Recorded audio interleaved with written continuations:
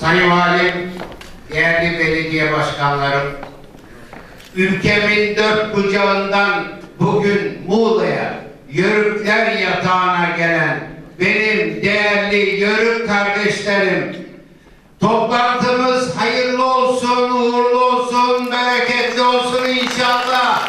Hoş geldiniz, sefa geldiniz, sefalar getirdiniz. Sayın Valim, sayın belediye başkanlarım, bizler Eskişehir'den geliyorum. Aslım Söğüt. Osmanlı torunuyuz. Efendim, oralardan geleceğim Muğla'ya. Acaba ne götürürüm ben valime, belediye başkanıma diye düşündüm. Arkadaşlarımla istişare ettim. Oralarda maddi değeri sayın valimin, belediye başkanlarının ihtiyaçları yok ki. Onlara manevi yönden değer olan bir şeyler götürelim. Düşündük. Geçtiğimiz ay sonunda 27 Ocak 1299 Osmanlı Cihan Devleti'nin kuruluşu nedeniyle Eskişehir'den Osman Gazi Federasyonu'ndan 24 kardeşim hepimiz giyindik, kalpaklarımızı giydik. 24 boyu temsilen 24 arkadaş Halil Başkanımın, Söğüt Belediye Başkanımın türbedarı olduğu Dedem Ertuğrul Gazi Han'ın mekanını ziyaret ettik. Orada duamızı başucunda yaptıktan sonra efendim ayak ucundan bir miktar toprak aldım. Bu küpe koydum. Bu küpe verenler bir taş değil. Dünyada sadece Cenab-ı Allah'ın Eskişehir'e verdiği lüle taşı. Bundan bir küp yaptırdım.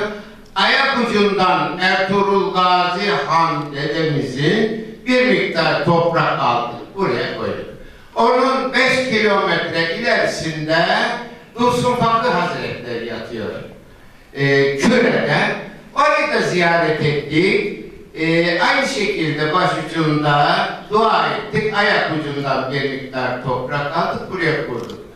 Oradan Bilecik'e gittik. Osmanlı Cihan Devleti'nin kurucu manevi mimarı Osman Gazi Han'ın kayınbabası Şeyh Edebali'yi ziyaret ettik. Oradan da dua ettik. Torunu Orhan Gazi Han'ın camiinde ibadetimizi yaptık. Dualı topraktan buraya koyduk. Bununla demek istiyoruz ki Sayın Valim, bu bayrak altında, bu toprak üzerinde, milyonlarca şehidimin yattığı bu toprak üzerinde, bu uğurlu dualı toprak üzerinde, bu bereketli toprak üzerinde, sağlık, mutluluk içerisinde, Osmanlı gibi uzun süren hak ve adaletle devam eden bir ömür devam ettiriniz. Ben bu duygu ve düşünceler içerisinde size bayrağımı, toprağımı, vilayetin en büyük mülkiye amiri olarak bütün Muğla'lara şamil olmak üzere size takdim ediyorum efendim. Hayırlı olsun, uğurlu olsun, mübarek olsun.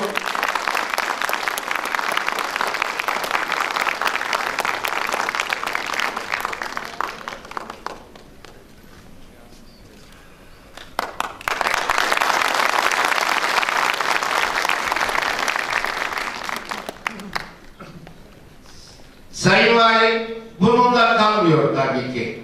Hediyelerimiz vermekle bitmiyor. Şimdi 1071'de Malazgirt zaferinden sonra Anadolu'nun kapısı Müslüman Türkiye açıldı. 380 yıl süren bir göç başladı. Bu göçte kervanlar birbirlerini tanıyamıyorlar. Tanımaları için bir parola yapılsın istiyorlar Sayın Valim. Bu durumu Aksakallar Meclisi'ne, Orta Asya'ya bildiriyorlar. Bu işe bir çare düşünün. Anadolu'da çeşitli gruplar var. O gruplarla çatışmalar oluyor. Birbirlerine karışıyorlar, tanıyamıyorlar. Yani müzakere ederlerken bu konuyu kıl çadırda yaz gününde gökte yağmur yağmur yağıyor ve diniyor. Yağmurdan sonra gökte bir aleyhim sema, semadaki alem, gök kuşağı oluşuyor. Yaşlı dedelerimizden birisi diyor ki, ben buldum, parolayı buldum. Gökteki gök kuşağının renklerinden kumaş dokuyacağız. O kumaşları giden kervanların atlılarının omuzlarının üzerine koyacağız ve tam uzaktan göz alıcı renkler olduğu için birbirlerini tanıyacaklar. Yapıyorlar. İlk iş olarak ilk çıkan kervanın kervan başının omuzlarına takılıyor. Ancak takmadan Hoca Efendi geliyor. 1000 yıl evvel bir duada bulunuyor. Aynı duayı ben hocamıza katılarak burada tekrarlamak istiyorum. Diyor ki, unutma, Anadolu'ya vardın, toprağını aldın, üzerine al bayrağını dikeceksin. Unutma. Onun yanında beyaz renk, al bayrak, Oğuz boyunun o tarihlerde de bayrağın rengi al. Yani kırmızı bayrak oradan geliyor bize. Yanında beyaz renk. Beyaz Türk'ün asaletini, temizliğini ifade eder. Onun yanında yeşil renk. Unutma, Anadolu'ya vardın, toprağını aldın, tertemiz bir hayat ve inançlarımızı, İslam'ı yaşayacaksın. Unutma. O bayrak altında mor renk, Türk'ün affediciliğini, sevecenliğini, hoşgörüsünün ifadesi mor rengi unutma diyor. Ve son olarak da sarı renk. Sarı renk buğday başağı, bolluk ve bereketin timsali.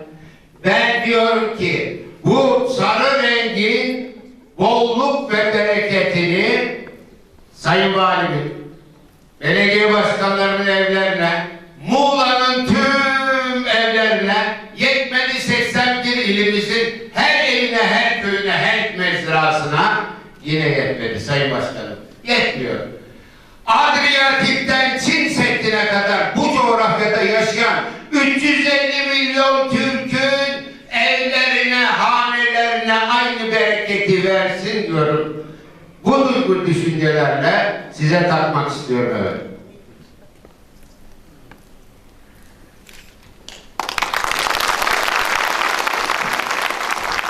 Sayın Valim, bununla bırakmıyoruz. Ecdadımızın parolasını omuzlarımıza taktık.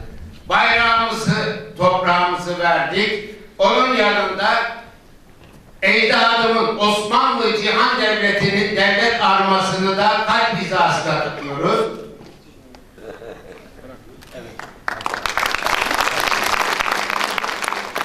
Sayın Valim, en sonunda kalpak. Kalpak bize Orta Asya'dan, dedelerimizden geldi.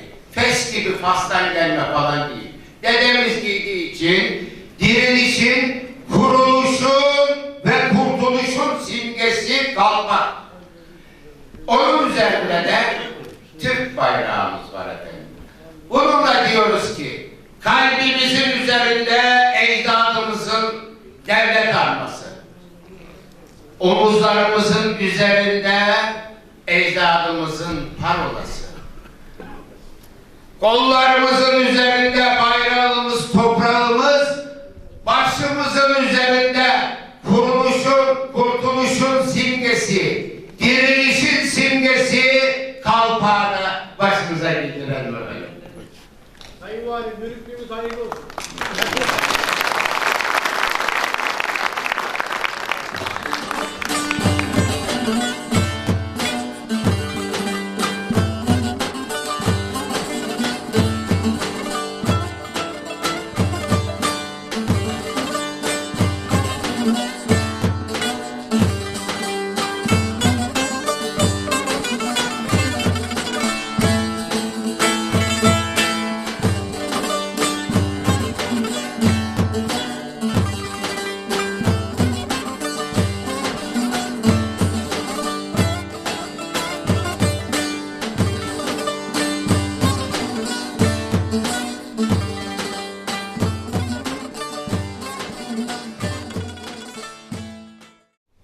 Bu çalışmayı öncelikle şahsımıza, milletimize, ülkemize ve insanlığa hayırlar getirmesini ben Cenab-ı Allah'tan temenni ediyorum. Benim görevim esnasında ben yörüklerinden çok destek aldım. Sağ olsunlar, bizi hiç yalnız bırakmadılar. Söğüt'te bildiğiniz gibi Ertuğrul Gazi'ye Anma ve Söğüt Şehitleri Vakfımız mevcut. Bu vakfın başkanlığında Ertuğrul Gazi törenleri diye andığımız ama asıl adı Yörük Bayramı olan bu törenlerin bu yıl 734.'sü yapacağız Sayın Valim. 734 yıldır devam eden bir gelenek. Tabii ki Fahrettin Bey birliğin 2013'ten sonrasını aldı. Bunun çok öncesi var. Yıllardır ben daha çocuktum. Yörükler atların üzerinde, önlerinde bir iki tane keçi, yanlarında bulgurları Söğüt'e gelirler. Söğüt'te Dede Ertuğrul Gazi'nin türbesi ziyaret edilir ve toy toplanırdı. Bu törenin aslı toydur Sayın Valim. Yani bu anmadan ziyade Dedem Ertuğrul Gazi'nin sağlığında başlamış, yapılmış olan boy beylerinin bir araya gelerek siyasi, ekonomik, sosyal kararların alındığı toy toplantısıydı. İşte çocukluğunda da yörükler gelir, toylarını yaparlardı.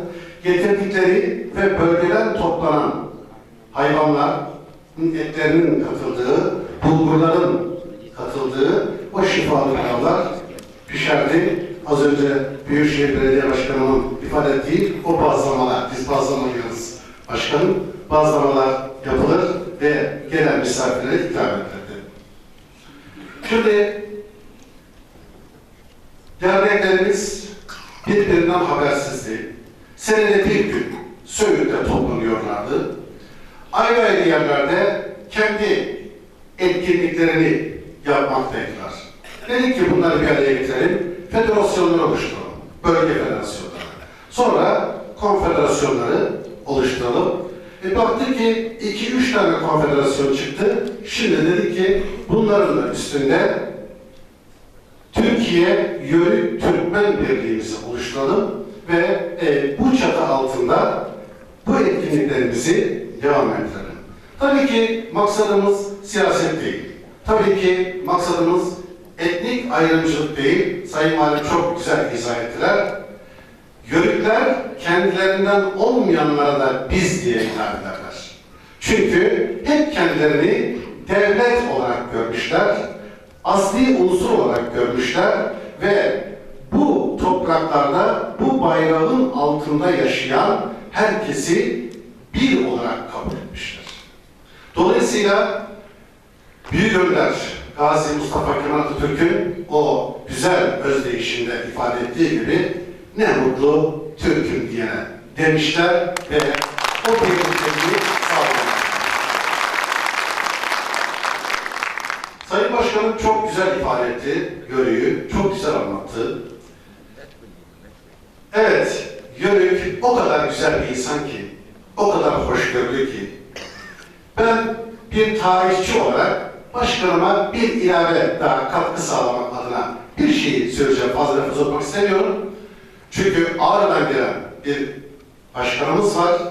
Ben Fahrettin Bey'den rica edeceğim, benden sonra o başkanımızı alsınlar. Özellikle protokol buradayken başkanımızın dertlerini bir dinleyelim. Katkı sağlayacağım konu şudur. Yörükteki hürriyet aşkı yayladan gelir. Yaylada özgürdür. Yaylada hayvanların yönetimini üstlenmiş, o sorumluluğu üstlenmiş ve alanını çizmiştir. Başkanım çok güzel söyledi. Dedi ki oyun oynarken şöyle bir döneriz, alanımızı çizeriz, burası benim alanım deriz. İşte o çoban kültürünün, o yayla kültürünün özünde hürriyet aşkı vardır.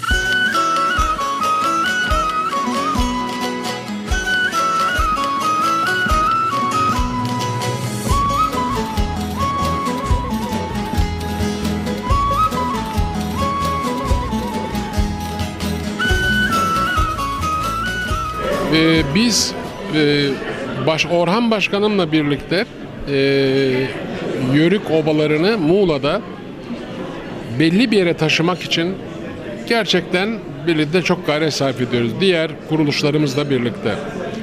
Bunda tek amacımız var. Türkiye'nin ve Anadolu'da Türklerin varlığının ve orada bir medeniyeti kurmalarının asli unsuru Türkmenler, Yörükler.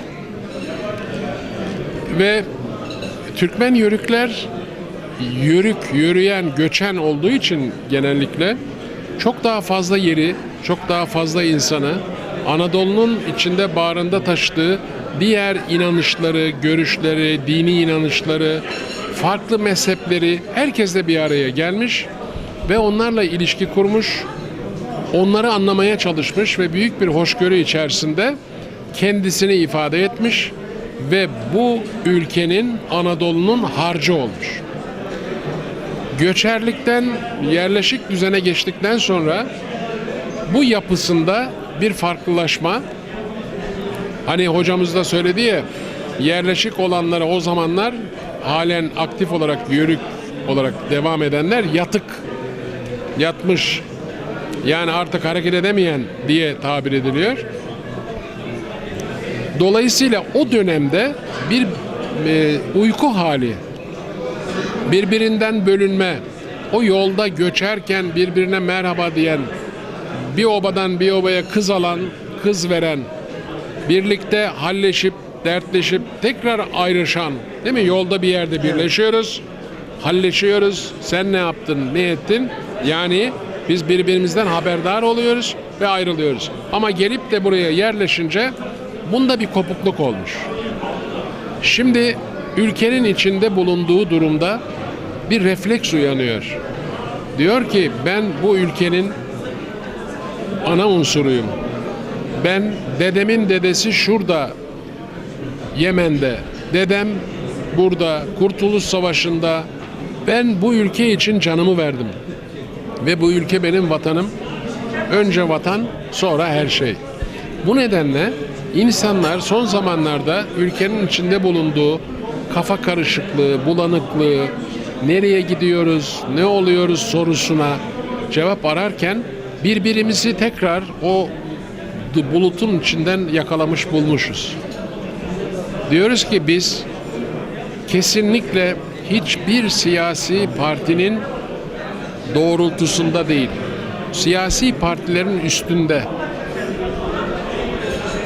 birleştirici bir unsur olarak ülkenin bekası için uluslararası değerlerle, yani insan hakları,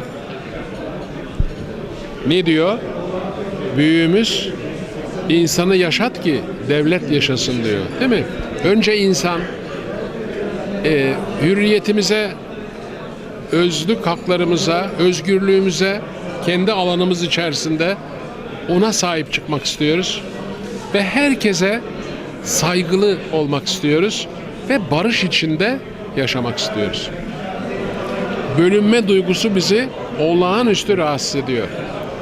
Bu duygularla biz orada bir ateş, burada bir ateş, çoban ateşi gibi, Evet, değil mi? Anadolu'nun her yerinde çoban ateşi gibi herkes kendi alanında birbirinden haberdar olmadan gelin canlar bir araya gelelim demiş. Sonra demişler ki ya yani Muğla'da da bir şey var, Antalya'da bir şey var, Ağrı'da bir şey var, Van'da bir şey var. Dış ülkede, Irak'ta Türkmenlerimiz var ve onlar birbirleriyle buluşmuşlar, dokunmuşlar ve demişler ki biz niye bir araya gelmiyoruz? Dolayısıyla şu anda yaşadığımız olay bu süreçten olabildiğince kısa anlatmaya çalıştım çok vaktinizi almamak için. Bu süreçten sonra gelinen nokta.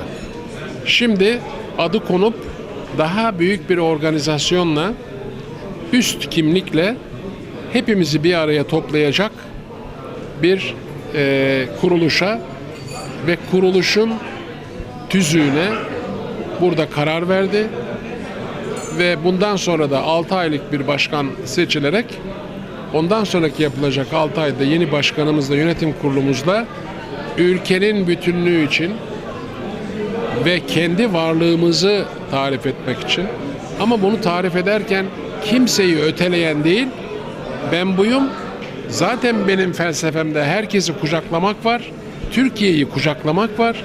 Dolayısıyla gelin canlar bir olalım diyoruz.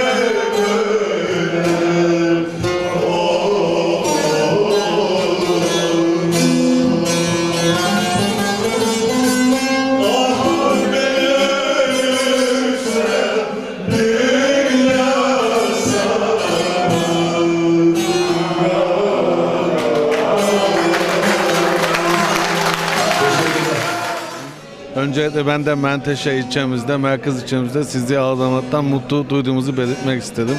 Sizin de dediğiniz gibi eski Menteşe Belediye Fethiye'den Milas'a kadar bu bölgeye kapsayan bir Yörük Türkmen Belediye'ydi. Büyükşehir yasası beraber de Muğla'nın Büyükşehir olmasıyla merkez ilçemizin adı da Menteşe oldu. Ben de Menteşe Belediye Başkanı olarak bugün sizlerin Muğla'da misafir etmekten büyük mutluluk duyduk. Yörük Türkmen Birliği'nin çalıştayının bugün burada yapılması da beraber geçmişten gelen Yörük Türkmenlerin örf ve adetlerin yaşanması, gelecek nesillerin, yeni nesillerin geçmişimizi ve Yörük Türkmen yaşantısını öğrenmesi açısından bugün çalışmayı çok önemsiyorum. Bir de ülkemizin geleceği açısından bildiğiniz gibi ülkemizde ve yurt dışında yaşayan Yörük Türkmenlerin sıkıntılarını hepimiz bilmekteyiz. Bugün buradaki bu çalıştay sayesinde yeni bir birliğin oluşmasıyla ve bu birliğindeki tüzüğün de oluşmasıyla beraber ülkemizin bağımsız olarak devam etmesinde, geleceğinde Yörük Türkmenlerin birliğinin söz sahibi olması dileğiyle bu çalıştayın başarılı geçtiğini bugün de gördük. Bundan sonra da bunun devam etmesi dileğiyle de ben de sizleri Menteşe ilçemizde ağırlamaktan mutlu duyduğumu belirterek tekrar sizlere de ev sahibi hoş geldiniz diyerek saygılarımı sunuyorum.